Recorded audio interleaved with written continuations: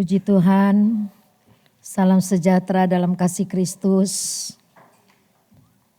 Senang sekali ya bisa berjumpa setiap hari Kamis. Berjumpa lagi hari Minggu yang ikut kaum pria, berjumpa lagi di pria yang ikut wanita Ester, berjumpa lagi di wanita Ester. Saya mau sambung pelajaran tentang padang gurun yang minggu lalu ya. Yang minggu lalu dengan tema pemulihan keluarga untuk mencapai kemuliaan pernikahan. Jadi setiap keluarga perlu dipulihkan, ya itu jelas. Karena apa? Keluarga yang dipulihkan itu mencerminkan kemuliaan Tuhan, ya, mencerminkan kemuliaan pernikahan itu sendiri. Karena lembaga pernikahan itu dibentuk oleh Tuhan, ya. Dan juga dosa yang pertama terjadi di keluarga, di rumah tangga, di Taman Eden, ya. Jadi memang harus ada pemulihan. Banyak keluarga-keluarga dari luar kelihatannya aman-aman saja. Tapi kadang-kadang kita dikejutkan tiba-tiba mereka bercerai. Sampai kan aman-aman aja selama ini. Enggak juga tante. Di dalamnya banyak perkara yang sampai akhirnya kami memutuskan untuk berpisah. Aduh sedih banget sebetulnya kalau kita mau terbuka, membuka pikiran, saling menerima, pasti bisa ada satu kesatuan lagi gitu. Maka kita perlu belajar firman Allah supaya kita semua dipulihkan oleh Tuhan. Masalah, banyak masalah itu datang. Kalau enggak suami istri bermasalah dengan ipar. Kalau enggak dengan ipar, dengan menantu. Kalau enggak dengan menantu, dengan anak-anak. Sepertinya ada terus masalah, tapi masalah itu yang menjadikan kita sebenarnya dewasa. Disitulah kita dibentuk, disitulah kita terus makin disempurnakan keluarga kita. Kita baca ayatnya Yesaya 40 ayat 3 sampai 5.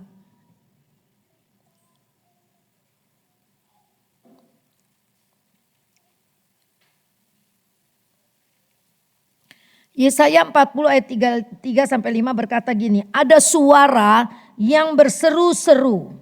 Ya, ada suara yang berseru-seru artinya ada pengumuman ya, ada pengumuman, ada pemberitahuan, ada peringatan gitu. Persiapkanlah di padang gurun jalan untuk Tuhan. Luruskanlah di padang belantara jalan raya bagi Allah kita. Ini kita belajar minggu yang lalu ya. Jadi ada suara yang berseru-seru, ada peringatan, ada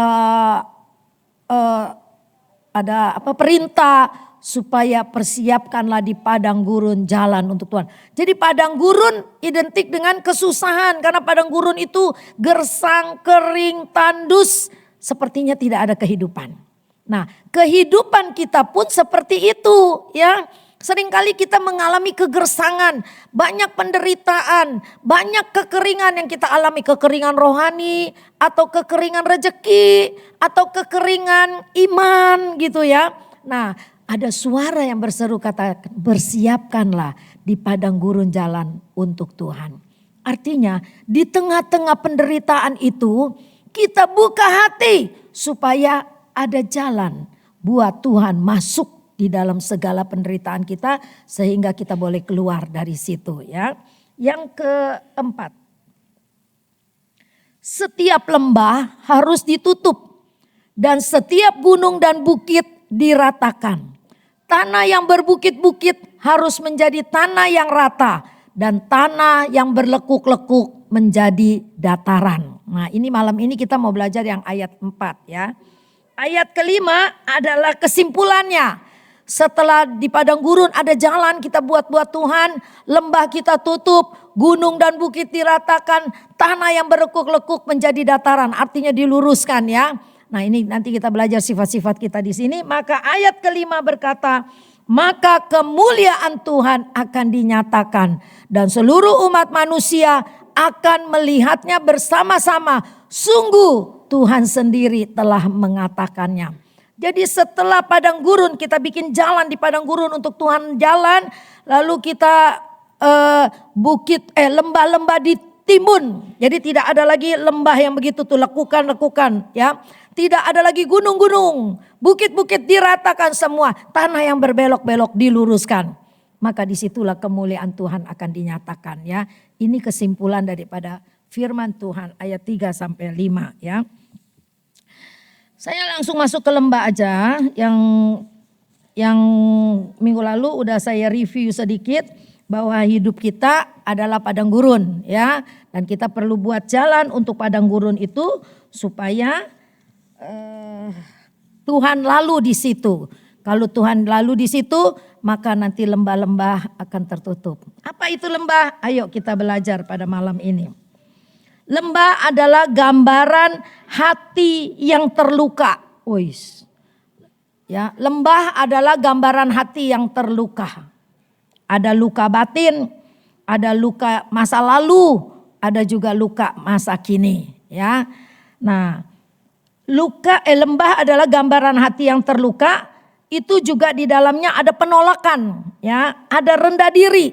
Rendah diri ini berbeda dengan rendah hati. Kalau rendah hati kita humble, bahasa Inggrisnya gitu ya. Kita rendah hati, kita nggak mau sombong gitu. Tapi kalau rendah diri, kita kayak orang nggak percaya diri gitu. Aduh, nggak ada apa-apanya aku ini, begitu kali ya.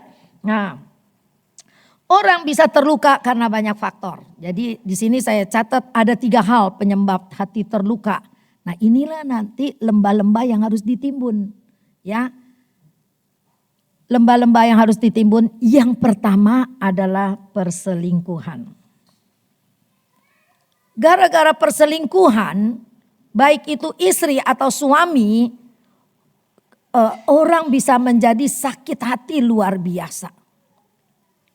Waktu Selasa saya kan tiap 2 bulan sekali khotbah di Zoom seperti yang saya katakan kemarin. Saya bawa firman Tuhan ini. Kan kalau itu setelah habis bawa firman Tuhan diskusi. Boleh bertanya apa aja. Dia bilang begini. Yang ibu bawakan itulah hidup saya. Dia bilang gitu. Wah, gawat. Ngeri sekali memang hidupnya ya. Ngeri sekali hidupnya ya. Tapi saya bilang memang Bu, ibu dari awalnya udah salah, harus ada pemulihan. Ya, maka kita belajar ini, bukan kebetulan kata saya. Tuhan mau ada pemulihan di antara kita sendiri. Nah, perselingkuhan. Bukan perselingkuhan Ibrani itu maksudnya ya.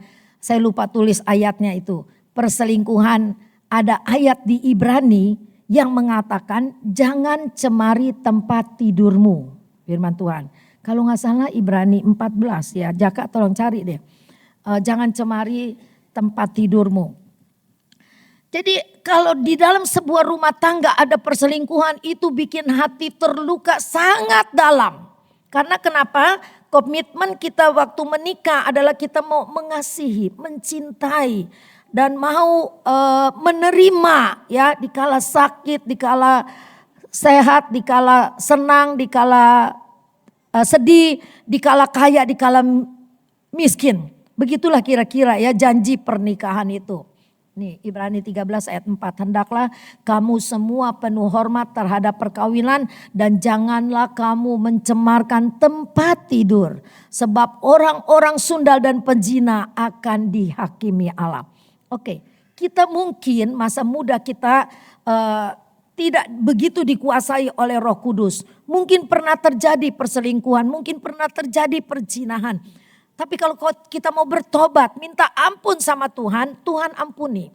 Ya, luka-luka itu kalau kita nggak bertobat, kita nggak minta ampun sama Tuhan, maka luka-luka yang terjadi antara suami istri karena perselingkuhan itu akan semakin dalam dan semakin dalam.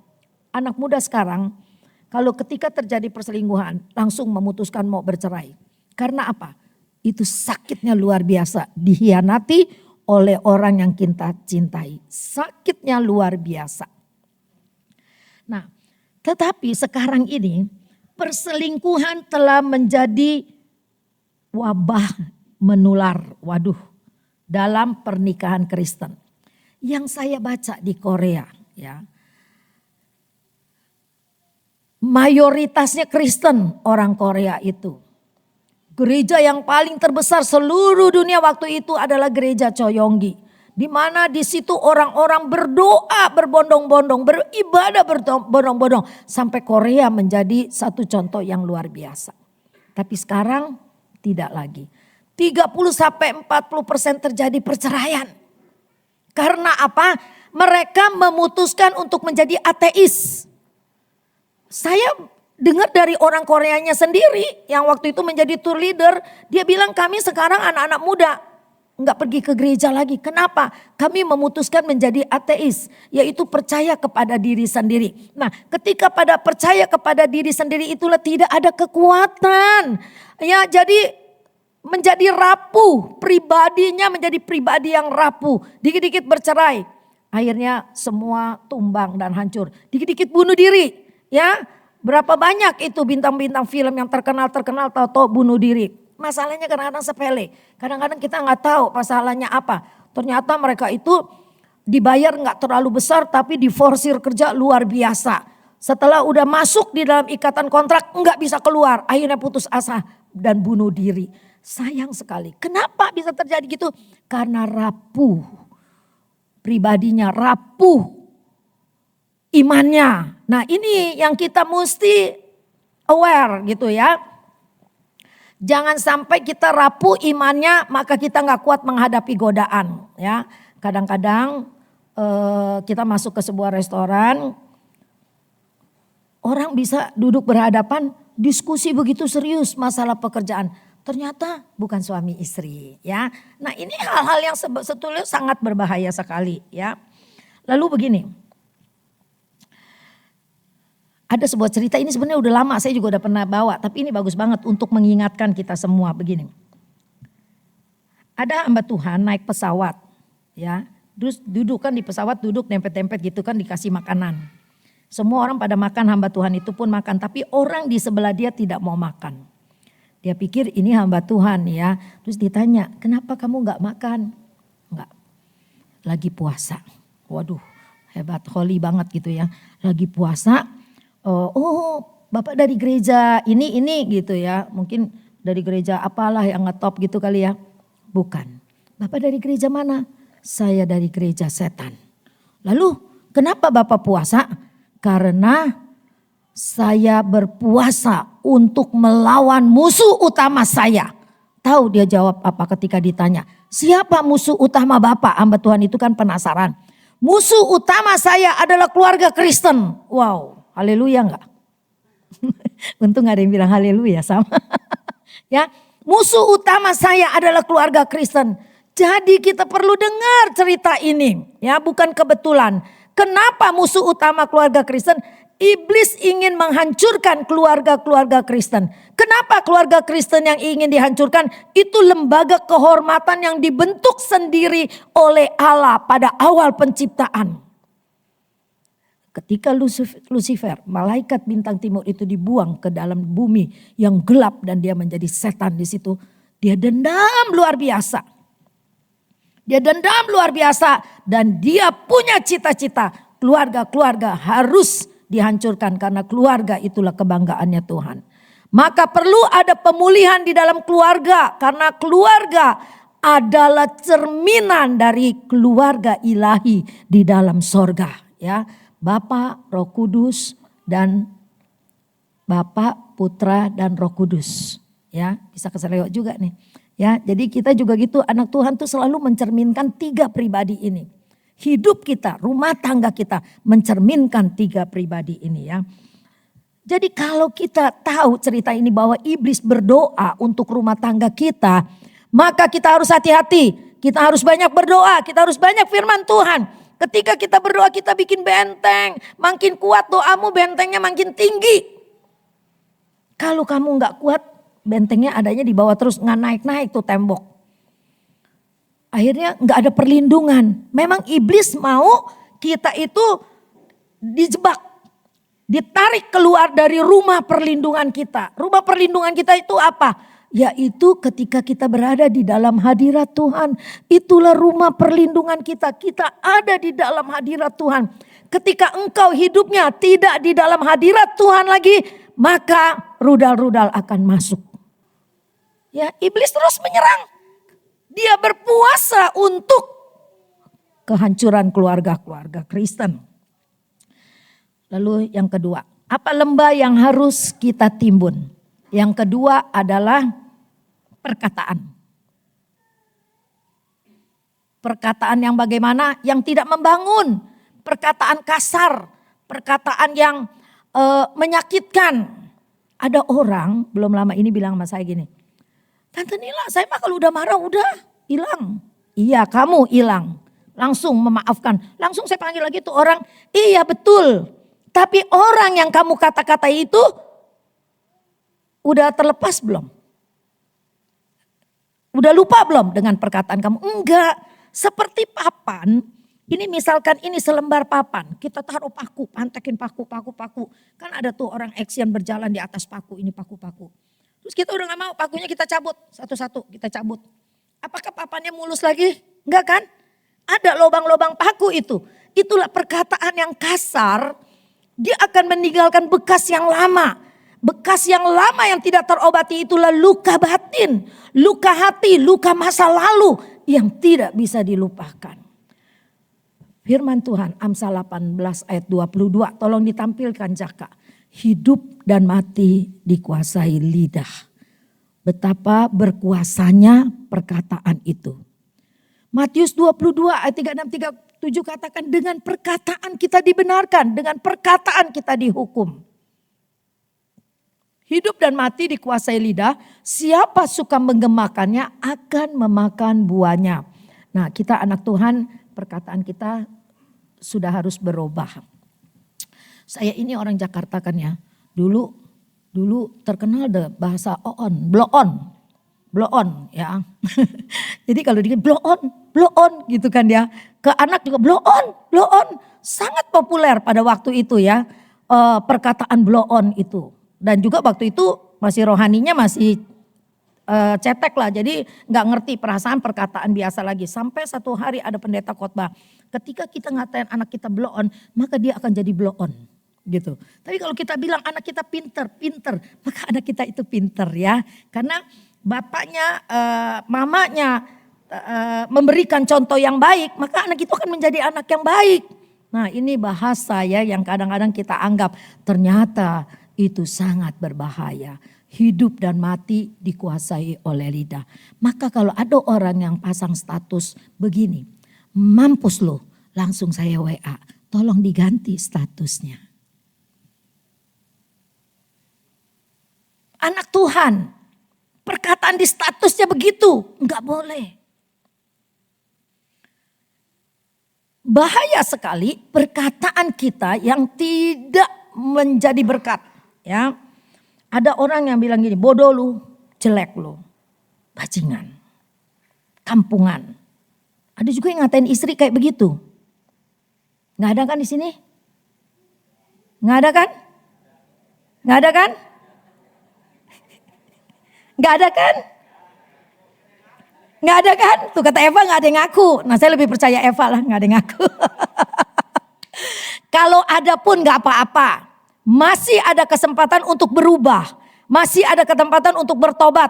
Masih ada kesempatan untuk dipulihkan perkataan kita. Amin. Nggak apa-apa. Jadi orang jangan munafik.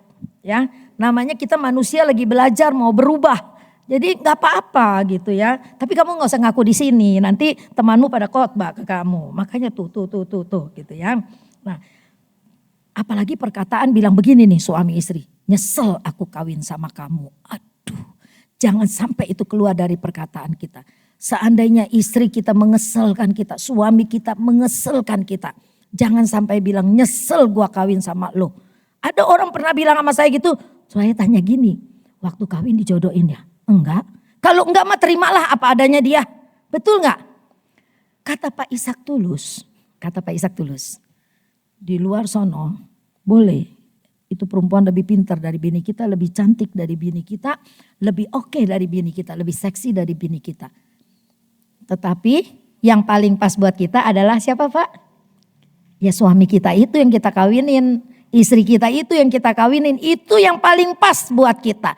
Jadi artinya jangan bandingkan dengan istri orang lain. Kalau kita bandingkan kagum-kagumi dia, belum tentu dia juga mau sama kita. Betul gak? Ngapain kita ngagumin bini orang? Bener gak? Ngapain kita ngagumin laki orang?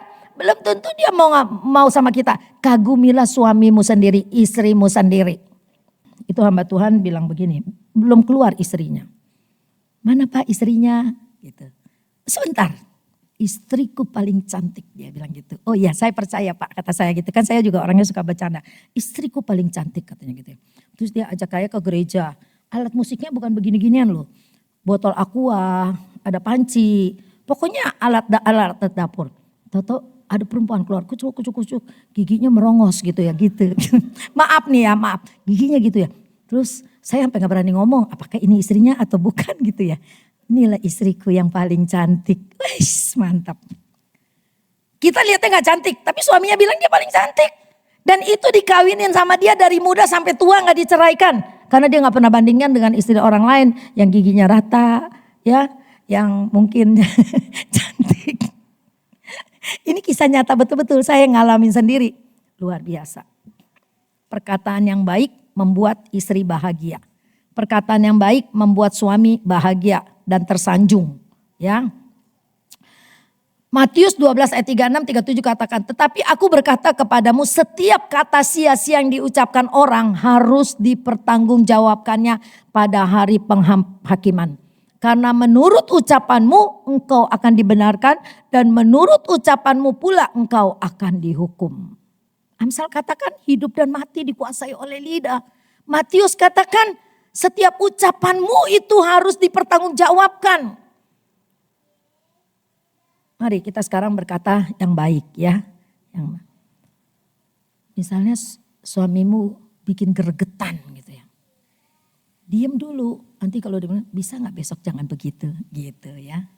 Kan manis bener gak?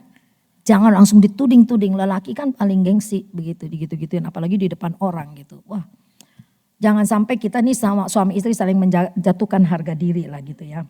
Nah jadi perkataan yang baik itu dia akan membangun. Efesus 4 ayat 29. Perkataan yang baik itu akan membangun. 2 Tesalonika 2 ayat 17. Dia akan menghibur dan menguatkan. Ya, terus Yesaya 50 ayat 4 dia memberi semangat gitu. Jadi perkataan kita itu bisa menjadi berkat bagi orang lain. Seandainya malam ini ada suami kita nih yang memang gak pernah ke gereja, perkataannya kasar. Udah kita jangan lawan jadi kasar. Tapi kita bilang begini, bisa gak?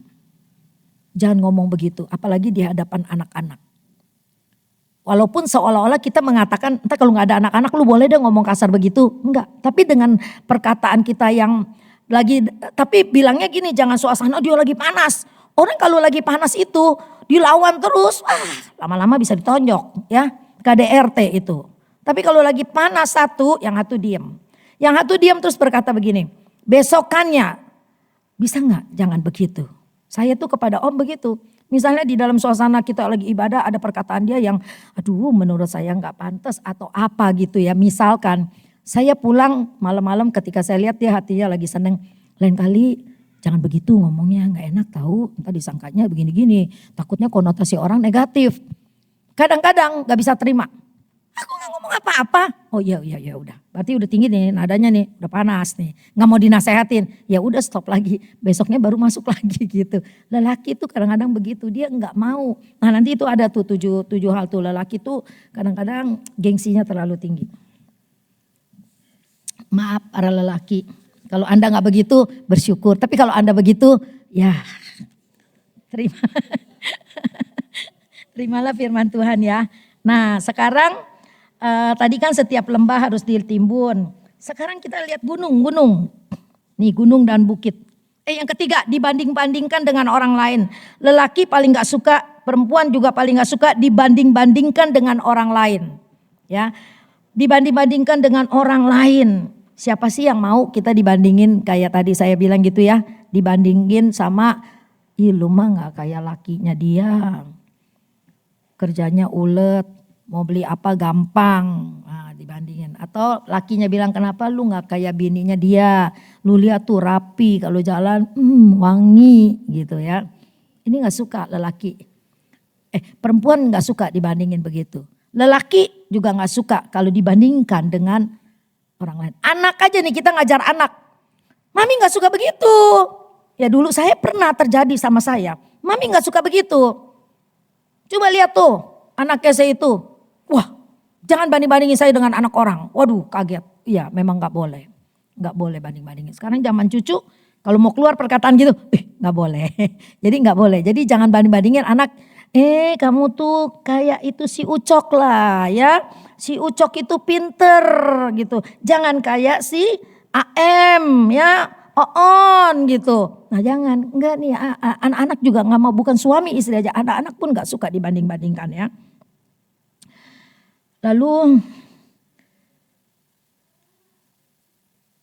biar kita terima suami kita apapun adanya dia ya. Lalu kita masuk lagi ke gunung dan bukit. Gunung dan bukit itu bicara pemberontakan, kesombongan. Gunung apa? Gunung kesombongan, gunung egoisme. Harus diratakan karena itu jadi penghalang kebahagiaanmu. Menurut kamu setelah menikah kita ini saling merendah diri gak satu sama yang lain? Belum tentu ya. Enggak, kita pada punya gengsinya sendiri-sendiri itu. Nah gunung kesombongan ini ada yang suami ya. Ini ada 7 nih, ada 7. 1, 2, 3, 4, 5, 6. Ada 6. Ada 6 hal di mana gunung kesombongan itu yang paling utamanya adalah egoisme. Egois. Maunya menang sendiri. Enggak mau kalah. Walaupun salah, enggak mau ngaku. Itu egoisme. Itu kesombongan yang harus diratakan supaya rumah tangga kita bahagia. Yang kedua, selalu merasa benar. Tidak mau ngaku kalau salah. Pokoknya gue yang benar. Nah, itu orang yang mau menang sendiri, yang selalu merasa benar, dia gak pernah mau ngaku salah. Walaupun salah. Saya kalau ketemu orang yang kayak begitu, saya bisa bilang begini, iyalah kamu paling sempurna. Kan ada, kita berteman juga ya, ada teman yang gak mau, lu salah sebetulnya gitu ya. Terus dia gak mau digituin, iyalah lu paling bener lah. Begitu, supaya jangan ribut gitu, iya udahlah lu paling bener. Padahal itu egoisme yang gak bagus. Yang ketiga merasa diri hebat. Semua aku bisa lakukan. Padahal gak ada orang yang sempurna di dunia ini. Makin dia merasa hebat, sebetulnya dia makin dekat kepada kejatuhan. Kesombongan itu seperti ini, kita bikin lubang di depan muka kita sendiri, kita bikin lubang, terus kita lupa, kita jalan, kita kecemplung.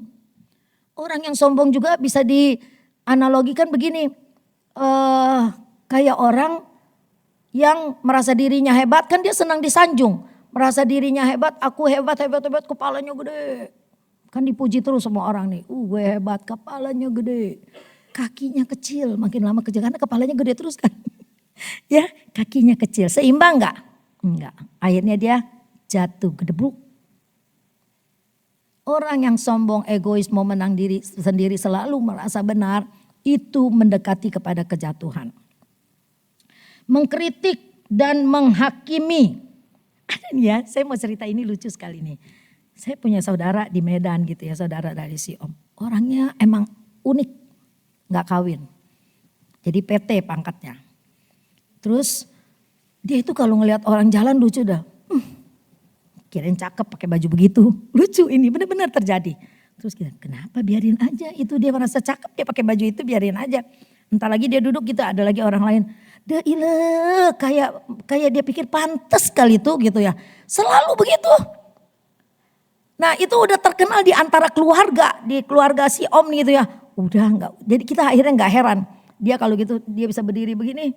Wah ngeritik orang aja kerjanya. Terus menghakimi orang. Padahal dirinya sendiri tidak sempurna. Dirinya sendiri pun penampilannya gak baik.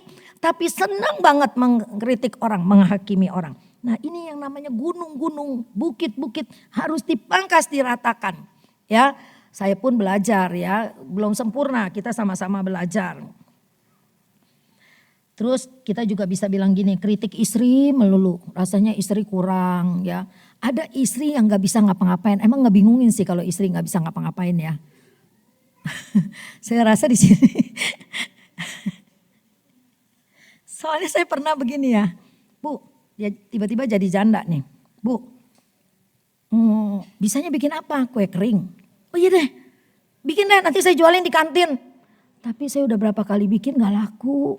Wah berarti gak enak. Terus bikin apa lagi? Asinan, asinan apa? Buah. Ya udah banyak ini yang jualan asinan. Ayo saya promoin di kantin, ntar saya jualin. Saya jual asinan 5 bungkus cuma laku 1 sampai saya sakit perut karena tiap hari ngabisin asinan. Terus anaknya bilang begini, iya tante mama gak bisa apa-apa. Aduh. Janganlah kita sampai begitu ya. Jadi kita tuh mesti punya semangat. Jadi dia udah jual. Dia udah suaminya meninggal, akhirnya rumah dijual. Dia gak punya rumah, dia mau cari kontrakan. Terus saya cariin kontrakan, katanya naik ke tangga, ntar barang-barang bagaimana bawanya. Atuh jangan kita yang gotong, kita ngupain orang gotong ke atas, kata saya gitu. Waduh, terus cari lagi kontrakan, dekat situ. Itu jauh ke stasiun kereta. Nanti kalau anak kuliah, waduh ampun dah. Akhirnya saya putuskan gini, iya bu, ibu mikir dulu deh, nanti baru diskusi lagi sama saya gitu ya. Saya ini berusaha mau jadi buka jalan keluar buat dia, tapi ada orang yang gak bisa ngapa-ngapain begitu. Cara berpikirnya sempit banget, aduh ampun. Nah ada istri yang begitu, kita suami jangan kritik, tapi bagaimana kita membimbing istri kita untuk menjadi orang yang mandiri. Ketika Om tahun ini 2023 kemarin meninggal, saya gak tahu tuh. Kalau Om tuh akan dipanggil oleh Tuhan, nggak ada ciri-ciri. Menurut saya sakitnya masih bisa disembuhkan. Tapi ada banyak hal yang aneh sebetulnya kalau mau dipikirin. Saya kan nggak bisa buka kap mobil sampai hari ini. Sebetulnya kalau mau belajar bisa, tapi saya males, saya nggak mau. Terus gitu, mesti bisa katanya. Udah oke, iya nanti aku belajar. Nih cek aki, aduh saya paling nggak suka, saya cuma suka nyetir, saya nggak suka ngecek-ngecek gituan, kata saya begitu gitu ya. Terus nanti, ini nanti nih kalau keran air gini. Aduh, masa semua mesti saya nih ngomel. Masa semua tuh mesti saya? Ya, saya udah ngurusin yang ini, yang lain-lain kamu. Enggak, dia bilang kamu tuh harus bisa apa aja. Rupanya dipersiapkan untuk jadi seorang janda. Jadi janda jangan jadi janda yang ngeplek, nggak bisa apa-apa. Jadi jadi janda tuh yang buka keran air bisa, buka mobil bisa, kalau bisa buka ban. Tuh. Dia pernah ngajarin saya buka ban? Enggak bakalan saya belajar buka ban. Aduh yang benar aja saya mesti belajar buka ban. Emang benar ya kalau bisa saya tuh semua mesti bisa Om itu. Nggak taunya saya mau ditinggal pergi sama dia. Dan sekarang saya memikirkan itu semua nih kalau di rumah lagi sendirian ya. Aduh saya kalau udah di rumah sendirian, aduh nggak enak banget gitu. Bukan nggak enak serem gitu, nggak serem. Cuma nggak enak banget gitu ya. Jadi banyak keingatan-keingatan gitu. Makanya saya orangnya sibuk. Entah, ada yang sakit ya kita besok aja. Terus ada yang gini, ya oke gitu ya. Jadi mencari kesibukan supaya kita nggak terpekur dengan kesepian. Saya nggak suka kesepian. Terus yang lain lagi adalah sulit memberi apresiasi. Ada orang yang pelit pujian. Siapa yang nggak pernah dipuji sama suaminya? Jawab di hati, jangan angkat tangan. Jangan angkat tangan. Ntar pulang berantem. Siapa yang nggak pernah dipuji masakannya? Saya angkat tangan. Om itu gak pernah puji masakan saya. Kadang-kadang suka sebel juga. Tapi kalau dia makan di luar, enak loh. Di warteg lagi misalnya, enak katanya gitu. Saya masak capek-capek gak pernah dipuji. Orangnya udah gak ada baru berani ngomong ya. Jadi saya marah gak? Minta cerai gak? Enggak, biarin aja dia gak puji. Pokoknya tugasku masak. Aku masak. Yang penting anakku doyan gitu. Anakku pada sehat-sehat, saking sehatnya gendut-gendut semuanya. Ya, saking kesehatannya begitu. Jadi aku masak aja. Enggak minta cerai karena enggak dipuji. Jadi kita melatih diri kita. Itu gunung-gunung harus dipangkas, bukit-bukit harus dipangkas. Diratakan ya, dipapas terus sampai rata dengan tanah. Jadi tidak ada yang menjadi penghalang untuk Tuhan jalan di padang gurun itu. Di mana kesulitan, penderitaan hidup kita ya. Yang terakhir sulit meminta maaf. Ini yang masih kecil-kecil nih anak-anak ajar dikit-dikit minta maaf. Maaf. Kamu kan salah kan? Minta maaf. Kalau kita nggak ajar begitu anak-anak kalau udah gede udah terlambat untuk disuruh minta maaf. Dan dia tidak akan pernah minta maaf. Suami istri juga begitu. Maaf. Mula-mula emang berat, dulu juga saya nggak bisa gitu, ngapain sih rasanya terlalu formal amat minta-minta maaf gitu kan. Tapi lama-lama saya jalanin, maaf ya tadi aku salah ngomong, maaf ya tadi aku mungkin bikin kamu cemburu. Dulu masih muda kan masih ada cemburu-cemburu, udah tua mah enggak ya. Apa yang mau dicemburuin, udah tua, udah pada keriput ya kan. Nah tapi kalau masih muda tuh banyak cemburunya. Nih dia ngobrol sama dia, tadi ngapain lu ngobrol sama dia sampai lama begitu gitu kan ya. Pulang-pulang nih. Nah, kita minta maaf, tapi lelaki kebanyakan gengsi nggak mau minta maaf. Tapi biarlah kita juga yang belajar, kita berkata dulu maaf ya, maaf. Lama-lama suami atau istri pun kalau kita sering berkata maaf akan terbiasa untuk berkata maaf. Ada 3 kata ajaib yang pernah saya dulu khotbah. Apa? Ada yang ingat nggak 3 kata ajaib? Yang ketiga, I love you babe. I love you darling. Aduh saya merinding. Aduh ada teman saya manggil suaminya darling. Kata saya aduh aku merinding. Merindingnya begini. Ya lu darling lah. Tapi lu jangan berantem lulu. Maksud saya begitu. Ya lu darling. Aduh. Terus kata teman saya yang satu lagi modar. Katanya, perkataannya udah gak baik modar gitu ya. Memang kita mesti belajar. Ya, 3 perkataan ajaib itu adalah terima kasih, maafkan saya, I love you. Jangan keseringan juga I love you. Baru keluar pintu I love you. Masuk I love you. Makan kenyang I love you. Lama-lama itu kata tidak bermakna lagi. Pasti nanti bininya atau laki, entar lagi dia bilang I love you nih. Entar lagi I love you nih. Akhirnya tuh perkataan jadi bias. Tapi untuk saat momen-momen tertentu bolehlah keluarin perkataan begitu ya. I love you mom. Karena sakit dirawat gitu kan ya. I love you pap. Karena kemarin baru dibeliin tas yang bagus gitu. Jadi I love you-nya ada momen tertentu gitu ya. Sakit dirawat, dibeliin tas, dikasih duit, angpaunya gede gitu. Ada bonus gitu ya. I love you pap gitu. Ketika lagi bokeh, mukanya asem. Mulutnya maju 2 senti. Jangan begitu ya. Gak punya duit tetap I love you. Tapi jangan gombal. Kalau gombal akhirnya I love you-nya gak bermakna ya. Saya pernah terkejut waktu om pulang. Belum kita retret masih bisa jalan. Mau ke kamar mandi kan udah buang air terus tuh. Tapi masih bisa jalan pelan-pelan. Tiba-tiba tangan saya ditepuk nih pundak gini. Maafin saya ya. Kenapa pakai begitu kata-katanya begitu formal. Maafkan saya ya, saya merepotkan kamu. Belum pernah tuh ngomong pakai merepotkan kamu begitu-gitu. Kamu dan saya tuh jarang pakai, kita pakai bahasa Medan pakai wah, gua sebetulnya gitu ya. Wah merepotkan kamu, saya merepotkan kamu, pakai bahasa yang begitu teratur, saya merepotkan kamu. Terus saya bilang begini, enggak merepotkan, ini kewajiban saya sebagai istri. Saya kan kalau ngomong tegas begitu ya, ini kewajiban saya sebagai seorang istri gitu. Ih kalau tahu dia mau meninggal enggak sayang, enggak beb. Kalau saya tahu dia mau dipanggil Tuhan, aku mau peluk dia lagi. Enggak sayang gitu, enggak beb. Walaupun aku enggak pernah sayang-sayangan begitu, aku mau bilang begitu. Tapi terlambat sudah. Jadi kalau ada sesuatu yang aneh, ya sambutlah dengan penuh sukacita ya. Bukan berarti mau meninggal. Itu cuma pengalaman saya ya. Puji Tuhan. Tuhan berkati kita, biarlah firman Tuhan kita ingat terus ya. Bahwa setiap rumah tangga mesti dipulihkan ya. Yang terakhir Jaka, yang terakhir. Kesombongan, Amsal 16 ayat 18, mendahului kehancuran dan kejatuhan. Pemulihan dimulai dari sekarang.